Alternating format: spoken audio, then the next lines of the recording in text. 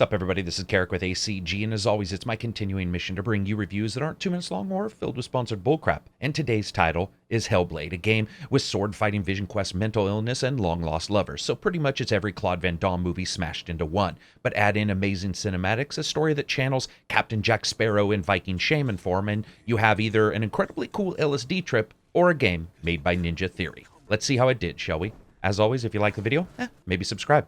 So here's my spoiler-free review for Hellblade. Boo, it's me, or maybe not, Horizon Not Zero Dawn, and hearing all the voices. Graphics are up first.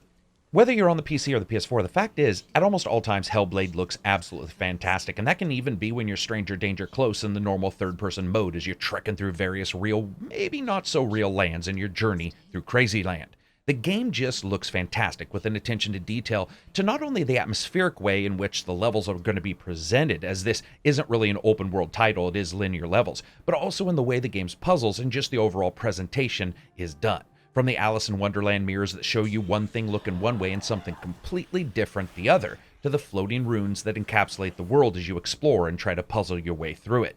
Now, texture work and geometry work are both really fantastic, regardless if you're on the PC or the PS4. And with the PC, with an i7 at 4.2 and a 1080, I was able to do 4K at 30 FPS, mostly solid, but I switched it to 1440p with everything cranked to get 60 frames per second, as some of the more powerful post-processing effects really did eat up a lot of the frame rate here.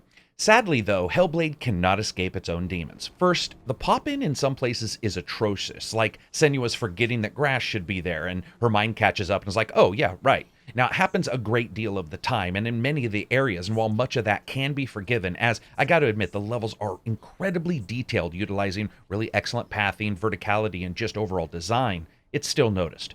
Also, the frame rate, again, was a bit spotty from time to time, no matter what settings or what platform it was actually on. Overall, though, I have to say this. Hellblade set a spectacular tone, and while some may think, hey, isn't this Horizon Zero Dawn Part 2? I'd just say, listen, just because it's a female protagonist painted up like a bad pair of 1990s 10-inch woofers, and they're running through the grasslands, doesn't actually mean it's trying to be like that other game. Also, special kudos. The enemies are fantastic in their design, and some of them are downright high on the creep factor. Just really good throughout. Sound, music, and voice.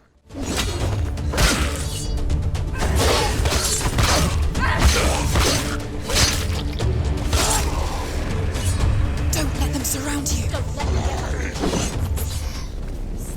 There it is. Focus on to the front of you.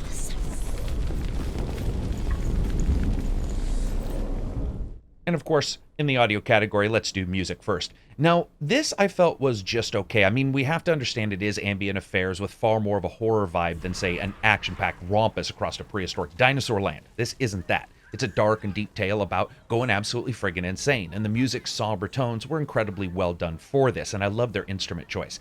A game like this really has to know when to push forward sonically and when it should sort of stick back, and if anything, Hellblade nails that. I like their instrument choice, I like the overall themes that they used, but in the end, if anything, it's not really surprising.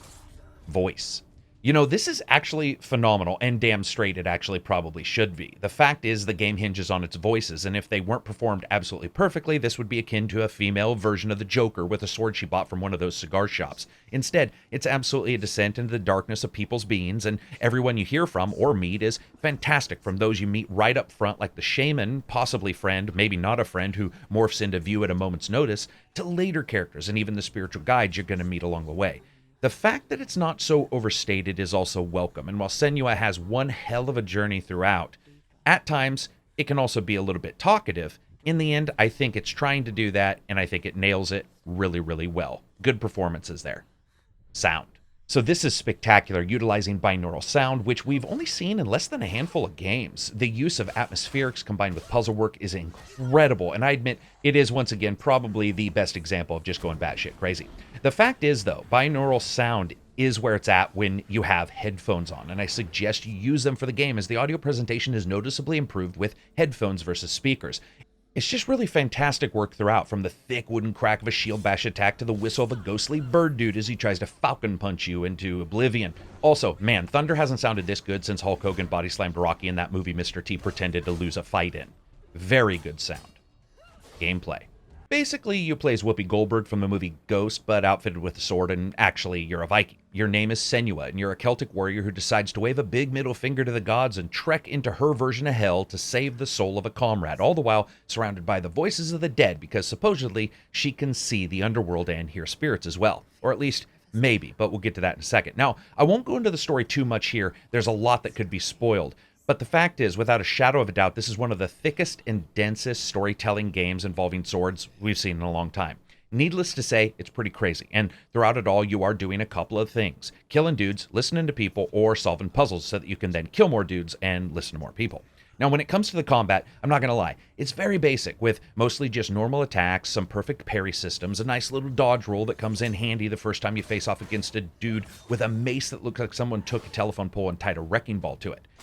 It works, and while there's no real stamina meters in place, it's not easy even on easy, with enemies warping into the battle behind you and around you. And that's where listening to people comes into it. You see, Senua hears voices. Actually, scratch that. She hears the entire Bills football stadium worth of voices. She is absolutely wrecked, and that means consistently listening to an orchestra of crazy plus 10 as they talk down to you, warn you about enemies, help you with puzzles, and then treat you like the new kid at third grade recess and tease everything about you. It is a very odd gameplay convenience, and I admit at times it was so overwhelming that I had a hard time figuring out what they were trying to say and what I sort of needed to do. But guess what? That's actually the game plan of this title. And of course, figuring things out involves puzzles. While not incredibly difficult, some of them did stump me for a bit, like one later puzzle that I swear to shit I figured out 11 times before the game was kind enough to let me buy. And unfortunately, that's where one of the issues does pop up here.